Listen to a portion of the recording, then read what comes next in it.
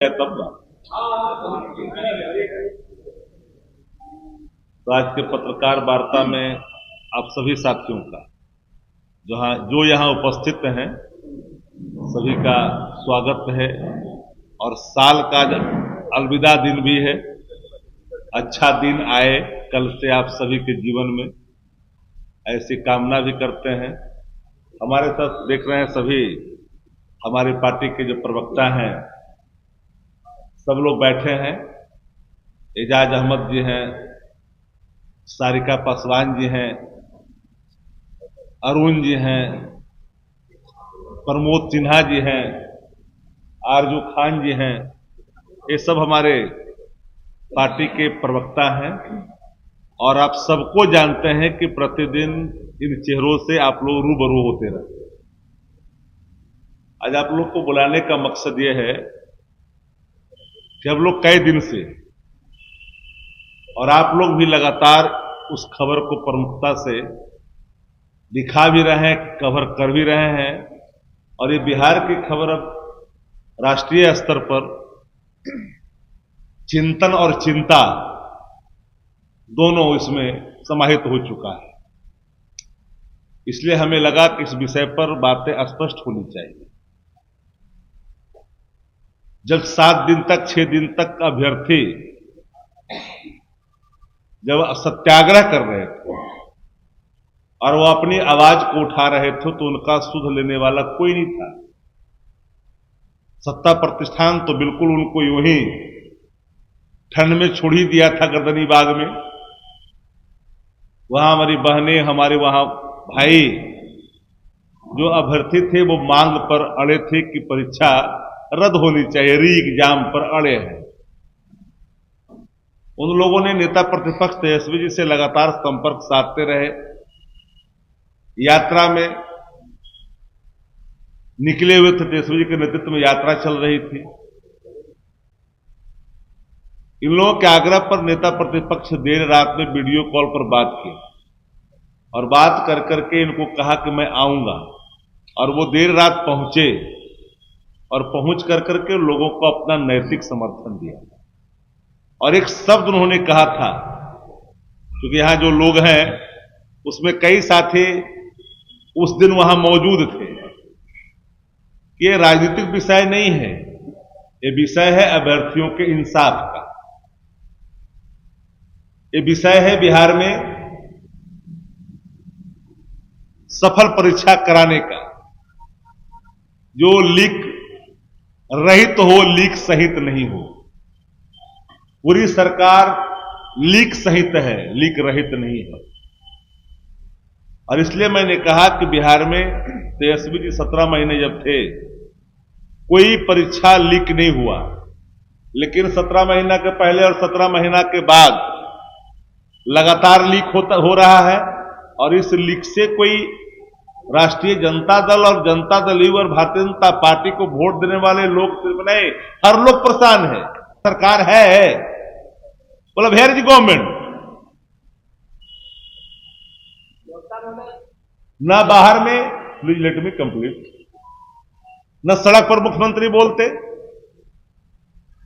न सदन में बोलते। सदन भी समाप्त हो गए, सदन में भी एक दिन भी नहीं बोले, न मीडिया से बात करते।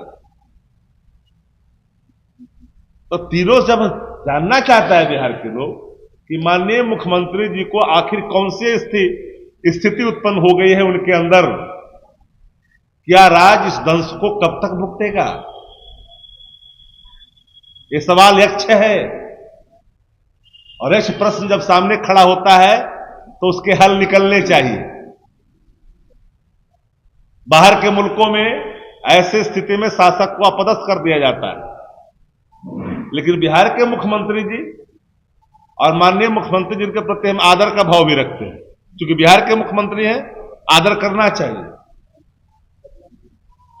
लेकिन माननीय मुख्यमंत्री जी के बारे में जिन लोगों ने और पूरे, आप देखिएगा कि यही बिहार का उप मुख्यमंत्री नीतीश कुमार जी को रद्दी माल कहा बुढ़ा गया है, कोई काम सठिया गए। किस हैसियत से कह रहे हो कि हम 12 लाख नौकरी देंगे? आखिर आप हैं क्या चीज? बिहार के मुख्यमंत्री बोल नहीं रहे, तुम टपाटप बोल रहे हो भाई। ये जुमला गैंग के सदस्य हैं। भारतीय जनता पार्टी का दो दो उप मुख्यमंत्री लेफ्ट राइट आपस और वापस एक शब्द भी अभ्यर्थियों के आंदोलन पर, सत्याग्रह पर कुछ नहीं बोला। आपकी क्या ड्यूटी है? आजू और बाजू, लेफ्ट और राइट, दोनों कंधों पर दो दो उप मुख्यमंत्री हैं नीतीश जी के। क्या मेरे सवाल गलत है कि रिटायर्ड अधिकारी शासन चला रहा है अपने जूते के नोक पे? नीतीश जी टायर्ड है, सबको पता है ना, तो नीतीश जी बोलते। जो पत्रकार यहां साथी हैं जो उनको कवर करते आए, पता करिए कि नीतीश जी इतने सवालों पर बोलते थे कि नहीं बोलते थे। हमारे पीछे है कई वरिष्ठ साथी, बोलते थे कि नहीं बोलते थे, कंसस रहते थे। कई तरह की चीजें दौड़ रही है बाजारों में, गलियों में, शहरों में, चर्चाओं में है। बॉडी का जो रिपोर्ट है इन्वेस्टिगेशन का, उसमें थाइलियम का अंश है। तो क्या यह सत्य है जो बिहार के पूर्व मुख्यमंत्री जीतन राम मांझी जी कहते थे कि नीतीश जी को दवा खिलाया जा रहा है? वो कौन शख्स है? हम नहीं बोल रहे, याद करिए आप लोग, हम उन्हीं बातों को कोट कर रहे हैं। तो जब इतने दिनों तक अभ्यर्थियों की बात कोई नहीं सुन रहा था, उस समय नेता प्रतिपक्ष पहुंचे तो एक खबर राष्ट्रीय बन गई। नेता विरोधी दल लोकसभा ने इसको ट्वीट किया तेजस्वी जी के जाने के बाद, और देश स्तर पर इसको लोगों ने गंभीरता से, मीडिया संस्थानों ने भी इसे प्रमुखता से उठाना शुरू किया। तब तक हर कोई चुप था। पोर्टल वाले लोग तो उठा रहे थे, लेकिन नेशनल मीडिया इस सवालों पर चुप्पी साध रखी। लेकिन अब गंभीरता से लिया।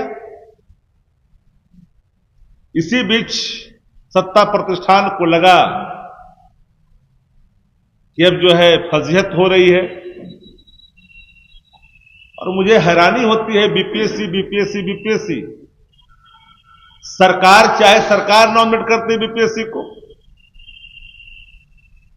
बीपीएससी से अगर कोई चूक हुई है, कोई गलती हुई है, कोई भी अपराधी अपराध कबूल नहीं करता। बीपीएससी शुरू से ही कबूल नहीं कर रही थी। बाबत भी एक केंद्र को रद्द किया, याद करिए, नहीं कबूल कर रही थी फिर भी रद्द किया। तो री एग्जाम पर क्यों अड़े हैं? फिर क्या सरकार एक नॉर्मलाइजेशन फिर ला करके सामने खड़ा करना चाहती है? वो री क्यों नहीं करना चाहती है? संसदीय लोकतंत्र में, पार्लियामेंट्री डेमोक्रेसी के अंदर एक जो बनावट है कि लीडर ऑफ अपोजिशन जब कोई पत्राचार करते हैं तो उन पत्राचार का जवाब मुख्यमंत्री देते हैं, देश के प्रधानमंत्री देते हैं, लेकिन पत्र लिखे हुए रिमाइंडर तक लिखा। मैं ये कह दूं तो अतिशयोक्ति नहीं होगी कि शासक अचेत अवस्था में है। पत्रों के जवाब नहीं मिले, आप कैसे उम्मीद करते हैं कि उन अभ्यर्थियों के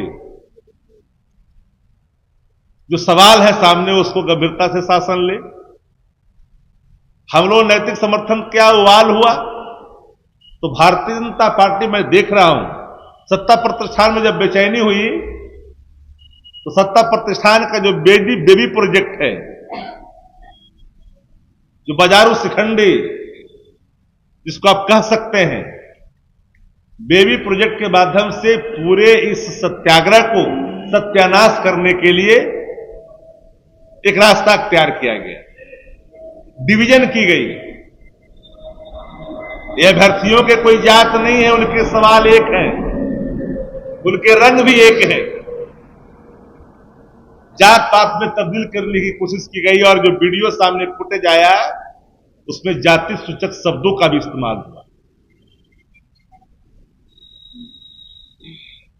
आखिर मैं जानना चाहता हूं इसको ले कहां जाना चाहते सत्ता प्रतिष्ठान? अपने बेबी प्रोजेक्ट के माध्यम से इतने देर के बाद बेबी प्रोजेक्ट को लॉन्च एक्टिव क्यों किया? पहले ही एक्टिव कर दिया होता। जाकर के कहां पिटवाए आप? मुझे हैरानी हुई कि उस पूरे चित्र को, पूरे वीडियो को, अगर उस जगह पर कोई राष्ट्रीय जनता दल का लीडरान वहां पर मौजूद होते, लीडर मौजूद होते,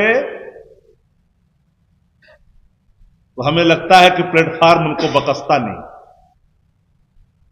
इसलिए नहीं बकसता, कहता कि अनधिकृत रूप से आपने आंदोलन को यहां पर किया है, जहां पर अधिकार प्रदत्त नहीं है, अनुमति नहीं है। अब बुलाए झांसे में लेकर के भाग खड़े हो गए। ऐसे लोग कभी आपको आगे दिखाई नहीं पड़ते। जो लोग पाछे की कीमत खाते हैं वो आगे कभी कभी दिखते हैं, और ऐसे लोग कभी भी लड़ाई में आगे आकर करके इनके लिए संघर्ष करें, ये मुश्किल है। बातों में थोड़ी गर्मी दिखती है, लेकिन जब सामने गर्मी का प्रकाश आता है तो दुम दबा के भाग जाते हैं।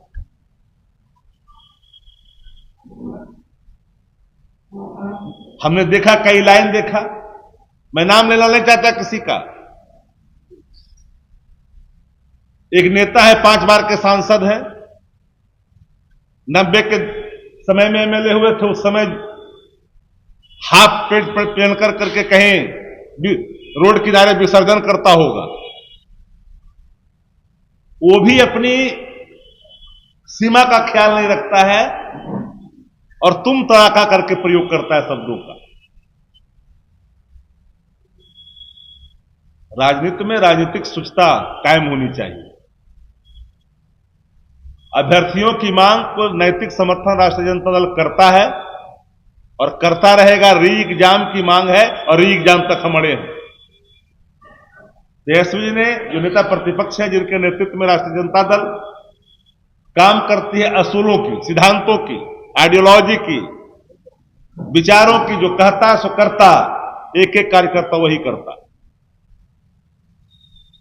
हमारे संकल्प, हमारे विचार जो नेता प्रतिपक्ष तेजस्वी जी के नेतृत्व में जो स्थापित किया जाता है, उसी के आधार पर पूरी राष्ट्रीय जनता दल जनहित में, जन सरकार को लेकर के आगे बढ़ती है। हमारा नैतिक समर्थन जब दिया है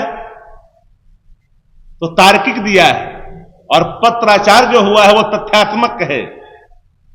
बिंदुवार चीजों को देख सकते हैं आप लोग। आखिरकार अभी तक बिहार के मुख्यमंत्री नीतीश कुमार जी चुप क्यों हैं? पीपुल डोमेन में आकर करके स्पष्ट क्यों नहीं करते? ये बात बीपीएससी पर आखिर क्यों छोड़ रहे हैं? बीपीएससी ने अपराध किया तब तो एक केंद्र को रद्द किया। अपराध तो किसी चेन में, एक लंबी चेन है एग्जामिनेशन का, उसमें एक चेन पर कहीं लीकेज हुआ, उस चेन को आपने काट करके वहां पर आपने तो कर दिया, लेकिन लोगों की आशंका है कि हर चेन में छेद है। उन आशंकाओं को हल निकालना, ढूंढ, उनको सेटिस्फाइड करना सरकार का दायित्व है। लेकिन बिहार में लगता ही नहीं कि सरकार है।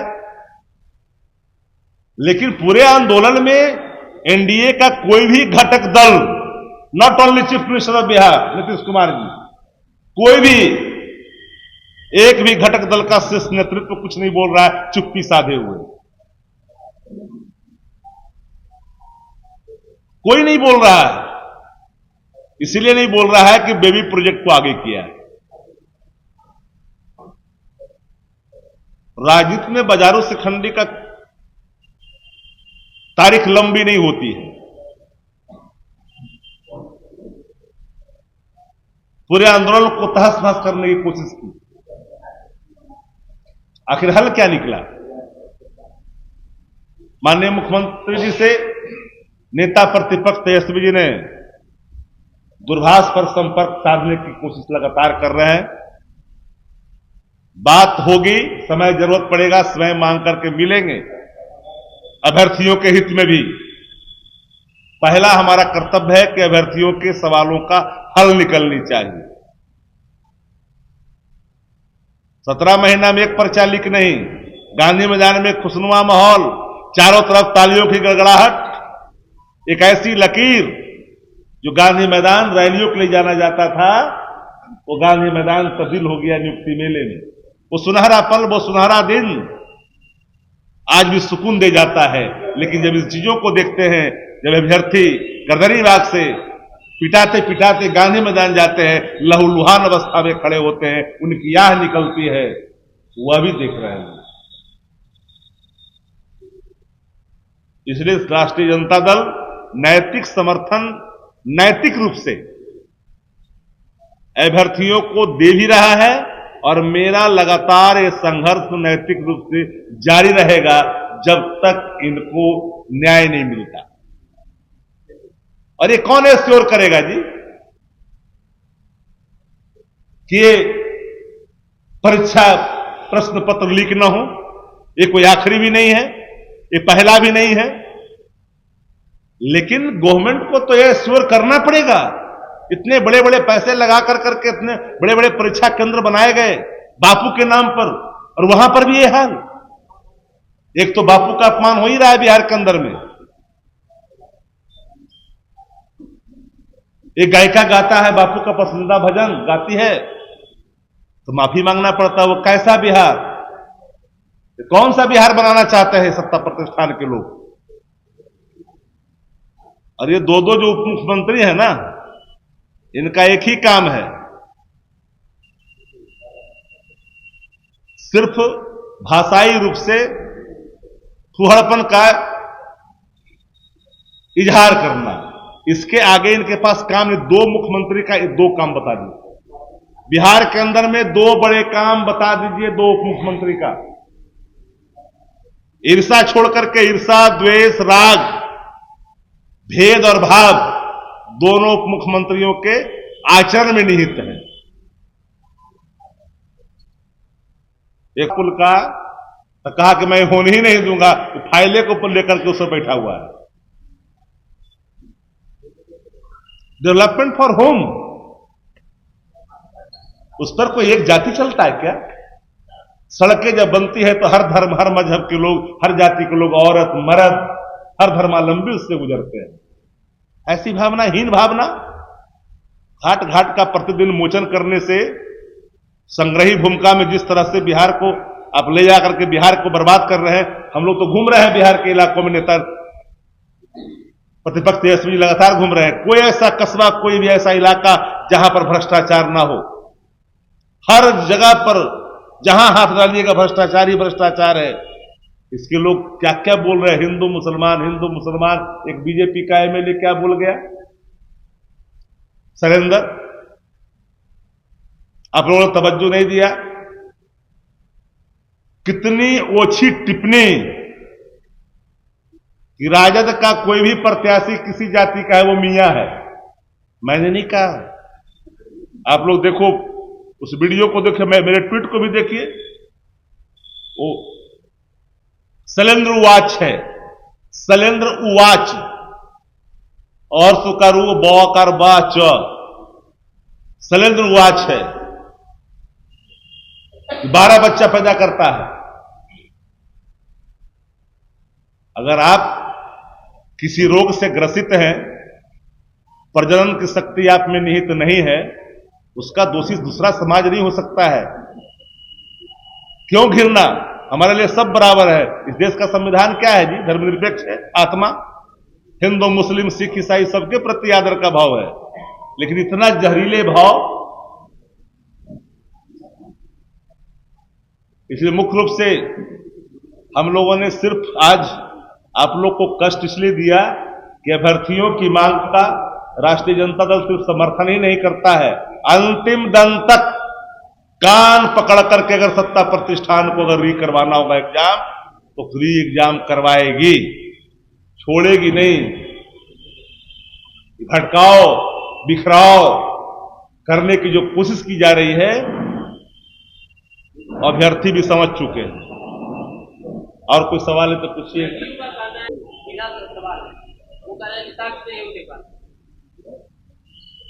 मैं आपसे पूछना चाहता हूं कि साक्ष्य अगर नहीं थे तो फिर री कैसे हो गए? परीक्षा केंद्र को रद्द कैसे किया गया? वो एविडेंस किस टाइप का था और कृष्ण कैसे हुआ? और नेता प्रतिपक्ष के प्रश्न का, उनके पत्र का जवाब नहीं दे रहे हो और थेथरोलॉजी कर रहे हो। ये सत्ता प्रतिष्ठान में थेथरोलॉजी करने वालों की कमी है क्या? इस देश का सबसे लुच्चा मुख्यमंत्री नीतीश कुमार है। किसने कहा था? जुमला गैंग का जो मेंबर है उसी के पिता ने कहा था। जाके पूछे अपने जहां से उत्पन्न लिए उनसे, आपने कहा था कि नहीं इस देश का सबसे लुच्चा मुख्यमंत्री अगर कोई है नीतीश कुमार। किसने कहा? आदरणीय सकनी चौधरी जी ने। इन पर क्या भरोसा करिएगा जी? ये क्या बोलते हैं लोग? हम नहीं बोल रहे, हम तो कोट कर रहे हैं।